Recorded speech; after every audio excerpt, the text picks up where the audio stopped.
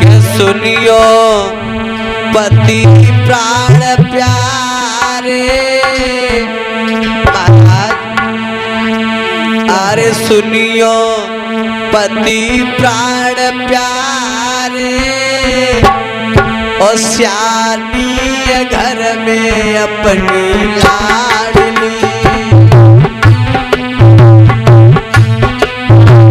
अरे श्यानी घर में हमारी लाडली।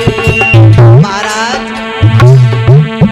सुनियो पति प्राण प्यारे, श्यानी घर में अपनी लाडली। सुनियो पति प्राण प्यारे, श्यानी घर में अपनी लाडली। बोली है हाथ जोड़ के रानी बोली, सुनियो हमारी। ए हाथ जोड़ के रानी बोली, सुनियो मिले हमारी। श्रीमन जोड़ के पानी बोली, सुनियो बिन हमारी। चिंता मत करियो महारानी, चिंता मत करियो महारानी, करियो जनक सगाई मेरी। नैया के सहारे, श्यानी घर में मेरी लाडली। सुनियो पति प्राण प्यारे, श्यानी घर में मेरी लाडली। सुनियो पति प्राण प्यारे, श्यानी घर में मेरी लाडली। महाराज बोले रानी इतनी सुन के बात नारी तुरंत नारी समझ आई। सुन के बात नारी तुरंत नारी समझ आई। रानी इतनी सुन के बात नारी तुरंत नारी समझ आई। चिंता मत करियो महारानी, चिंता मत करियो महारानी, करियो जनक सगाई मेरी। मेरी नैया के सहारे, श्यानी घर में मेरी लाडली। सुनियो पति प्राण प्यारे, श्यानी घर में मेरी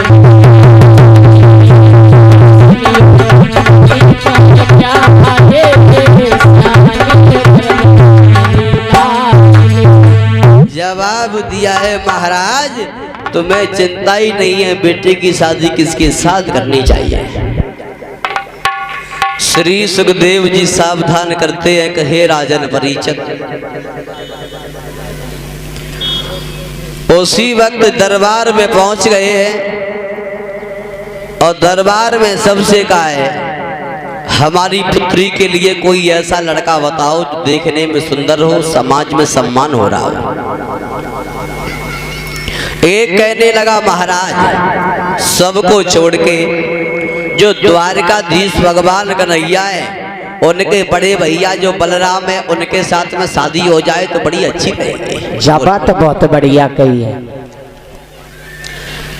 नाई और पंडित जी को भेज दिया है द्वारका में जाओ बलराम के लिए लगन और टीका चढ़ा के आओ। आज मेरे भागवत प्रेमियों लगन और टीका चढ़ाया है और कन्हैया उधर से अपने भैया बलराम की बारात को लेके महाराज रेवत के दरबार में पहुंचे हैं अरण्वत नगरी में। श्री सुखदेव जी सावधान करते हैं कि हे राजन परीक्षित, लेकिन जब बारात पहुंच गई है अरण्वत नगरी में कन्हैया कहने लगे चलो अपनी भाभी को देखे आए, भाभी कहाँ है, कैसी है भाभी। और जो श्याम सुंदर पहुंचे रेवती के पास नाम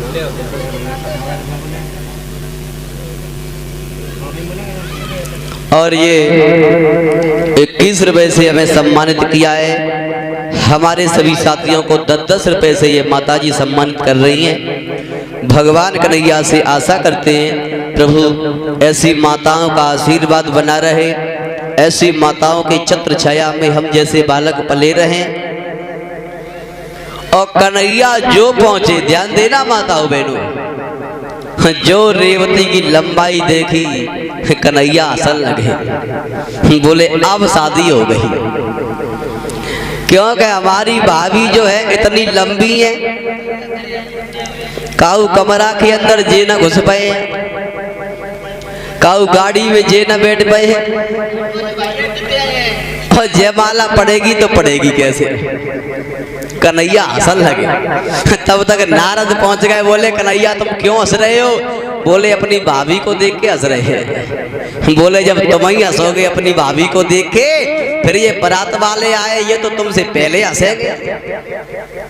बोले फिर क्या होना चाहिए? अब जयमाला का नंबर आ गया, जयमाला का।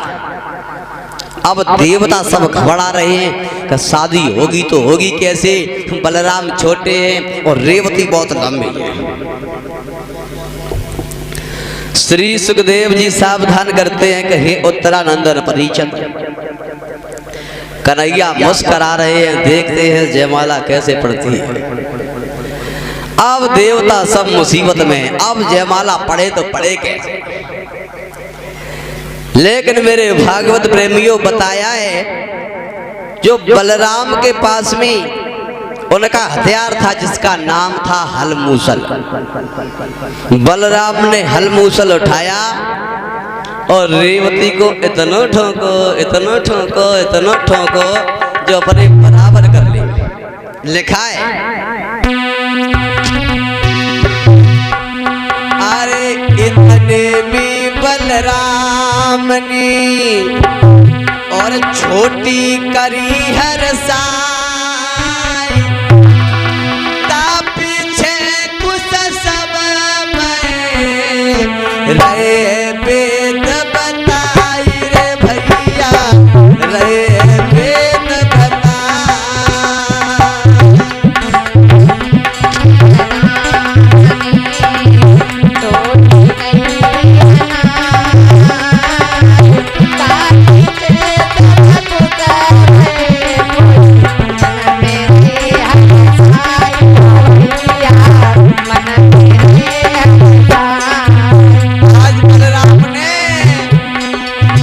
अपने से छोटी करी सब देव रहे हर साई, ता पीछे कुछ सब में रहे खुशी मनाई रे भैया, रहे खुशी मनाई।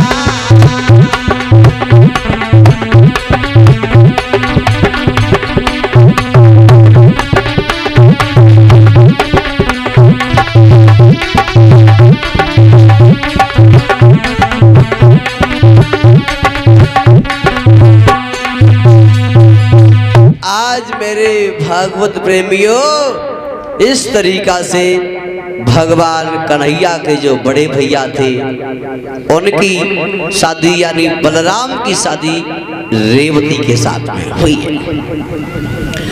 बोलिए गोविंद भगवान की जयकारे की कह दो, आवाज बिल्कुल ना आती। जब लगते आधार कार्ड बनवाना है सब लोग और का लेने में लगे हैं, बने को सबको बैठे रहो। अबे देखो भगवान को जयकारा बोलवा तो ये कौन है बोलेंगे, और अगर कोई इनके कंडा भर जाए धोखे में तो सीधी कहें राण तो कच्चो खाई लिए मिल जाइए तुम। अब है ना बोले वे के लिए सब चुप हो जाते जा लगे, जब बोलिए ना बात बिल्कुल गूंगे हैं। और तुम्हें क्या मालूम जो भगवान को भजन नहीं बोलता है, ताली नहीं बजाते भी पता कैसे हो जाए, घंटन गेर उज जा तो गेर फंस जाए तो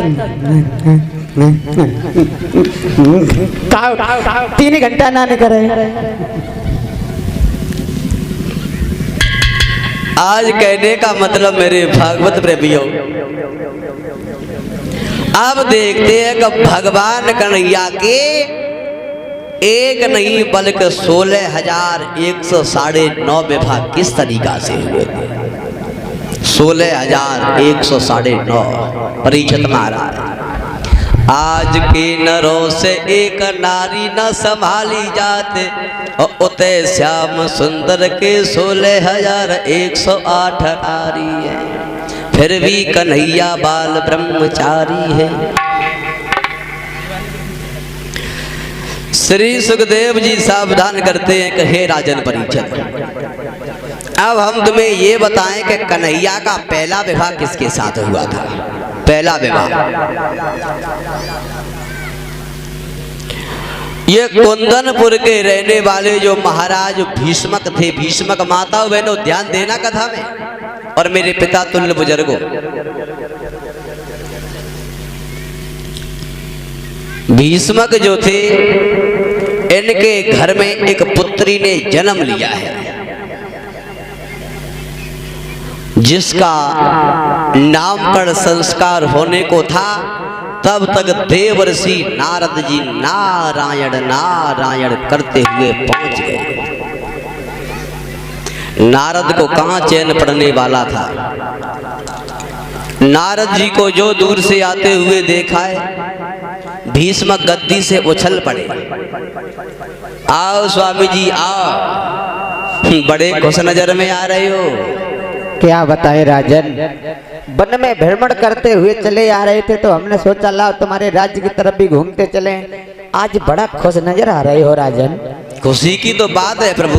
ऐसी कौन सी बात है? मेरे घर में मेरी रानी के गर्भ से एक पुत्री ने जन्म लिया है। क्या? हाँ जी। तब तो बहुत खुशी की बात है राजन। स्वामी जी कहिए।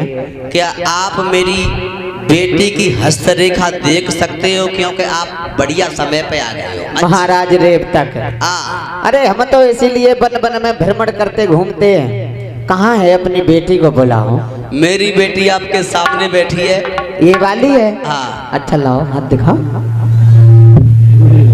चश्मा भी लगा लिया है। बेटी तो बूढ़ी मालूम पड़ती है।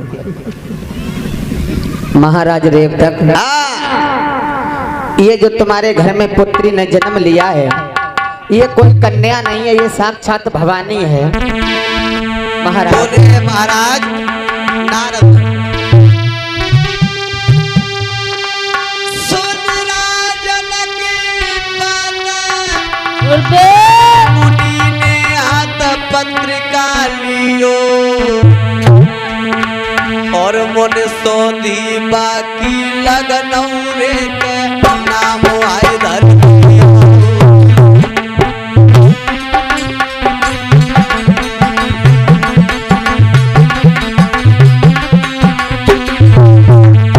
बोले नारद जी सुनो महाराज भीष्मक, अरे रुक बिड़ जा,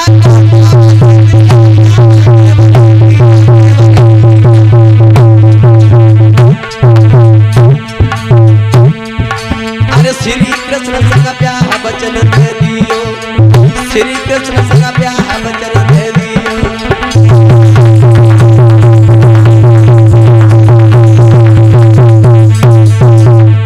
सुनिए महाराज, बहुत चतुर चालाक है तुम्हारी कन्या। माता पिता का सम्मान करेगी, घर परिवार को लेके चलेगी। इसका नाम है रुक्मिणी। देवर्षि नारद, तो आप एक बात और बताओ। बोलो। हमारी पुत्री का विवाह किसके साथ में होगा? तुम्हारी लड़की की शादी जो द्वारकाधीश भगवान कन्हैया है उनके साथ में होगी। बाजी वाह देवर्षि नारद, हमारे घर में भगवान श्याम सुंदर कन्हैया हमारे दामाद बन करके आएंगे तो हमारे तो बहुत ही बड़े सौभाग्य होंगे देवर्षि नारद। बड़े खुश हुए महाराज। बाबा नारद, सफल हो गई जिंदगी मेरी, किस्मत ही बदल गई, क्योंकि इसी बारे से द्वारकाधीश कन्हैया मेरे आंगन में आ जाएंगे, मेरे दामाद बन जाएंगे, तो जीवन मेरा पवित्र हो जाएगा। बहुत खुश हुए, इतने खुश हुए, कितने खुश हुए। लिखा है